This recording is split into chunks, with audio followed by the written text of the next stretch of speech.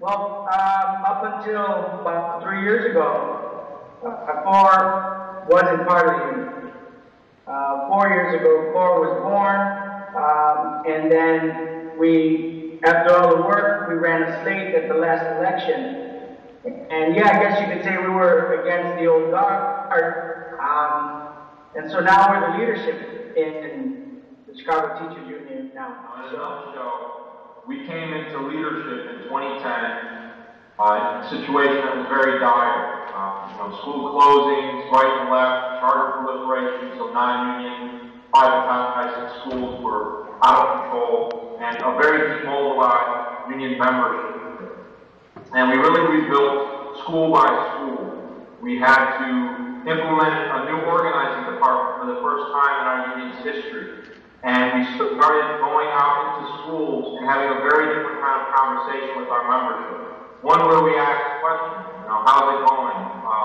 What sort of issues are arising in your school that you're concerned about? And really listening carefully and then trying to connect those various issues that people were expressing to some of the programs we were attempting to move to help mobilize and engage and encourage the membership to gain confidence around the fight ahead. We knew it was likely that we would probably have to go on strike in a 2-year period and that we'd need everybody on board. We also recalibrated much of the union's machinery.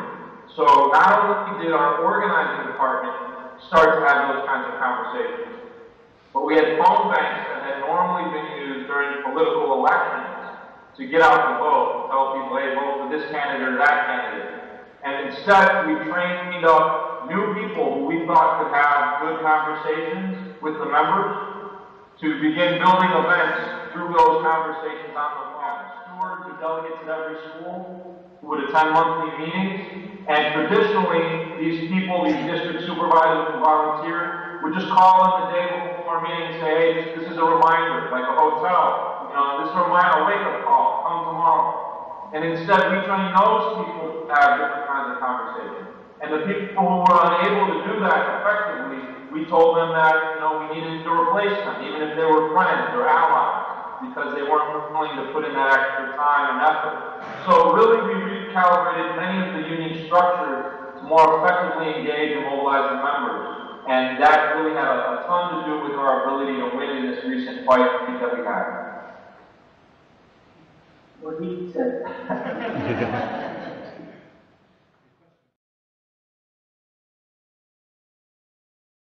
And so, yeah, Jackson and I have been on this journey for some time now, and we've seen it go from, a union that wasn't prepared, didn't seem interested in working the membership and helping do union work. So it was an exciting time, I'll be honest with you. At my school, we had some of our veterans down to the brand new people out on the line every day. It was one thing that I noticed was that we were able to, at the school level, we were striking, but also as an area, as a community with other schools in the area. We bonded, we marched together, we picketed our local politicians. We had picnics. We had marches, feeder marches that fed into the larger march on the first day of the strike. We had 300 people come from the area where I work, marched about 2.5 miles to downtown Chicago and join another, it was maybe 15,000 other people. It was a very exciting time. But I think it's important, again, to kind of reiterate what Jackson was saying, that this was something that was built over time, and it was conscious. Looking at it, maybe from afar, it seemed like the strike just happened, but no, we built that, and the members were ready. So I mean, the time.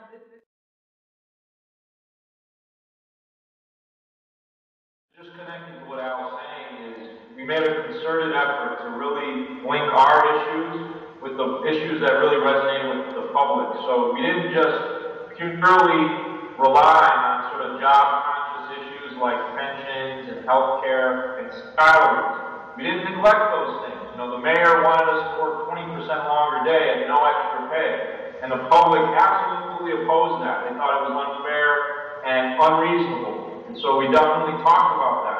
But we did it within a broader context about, we made this strike about an indictment on the system. You know, the lack of libraries, the lack of social workers, nurses, and school counselors, and psychologists, the oversized classrooms. And that really helped us mobilize a large segment of our members who, in particular probationary employees, who were really deeply invested in their classrooms and not as aware about a defined benefit pension plan, for instance, or, didn't care as much about their salary bump. But it helped them, think about those issues in a larger context as well. And we also made a sincere effort to expose this fraudulent austerity crisis that the politicians and the banks had created.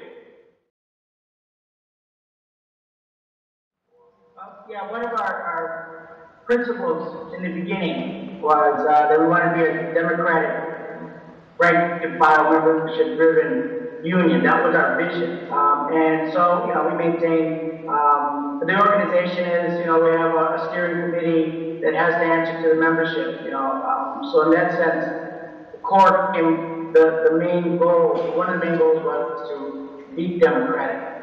And, in terms of democracy, we also, during the strike, I think this was a real example of our democratic ethos in the union.